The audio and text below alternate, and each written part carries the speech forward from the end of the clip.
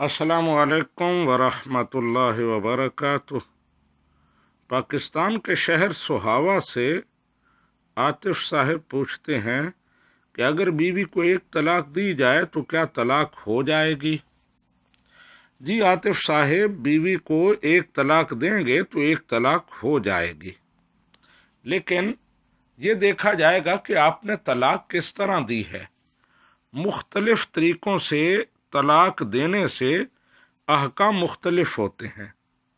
अगर आपने तलाक रजी दी है तो फिर इद्दत के अंदर अंदर आप बगैर निकाह के रुजू कर सकते हैं, उसको अपनी बीवी बना सकते हैं।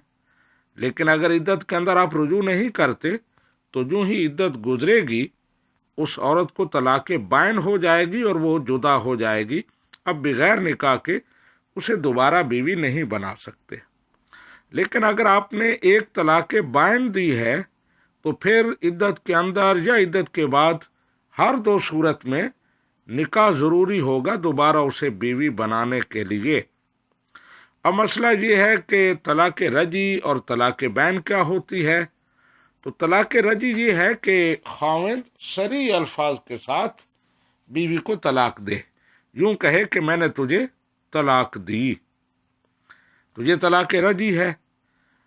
लेकिन अगर किनाया अल्फाज के साथ तलाक दे, ऐसे अल्फाज जो आम तौर पर तलाक के लिए नहीं बोले जाते लेकिन तलाक का मानो मफहूम उनमें पाया जाता है, और नियत तलाक की हो तो फिर तलाक बाइन होती है। जैसे कि दफ़ा हो जा, निकल जा मेरे घर से, और नियत तलाक की हो तो ये तलाक बाइन होगी।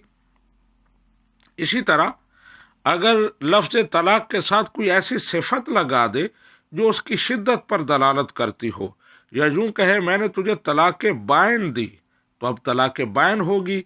और तलाक बाइन का हुक्म ये है कि इद्दत के अंदर या इद्दत के बाद दोनों सूरतों में निकाह के बगैर उसे दोबारा अपनी बीवी नहीं बना सकते।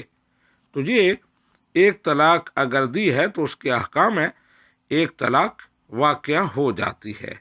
हाज़ा मा इंदी वल्लाहु व रसूलुहु आलम बिस्सवाब।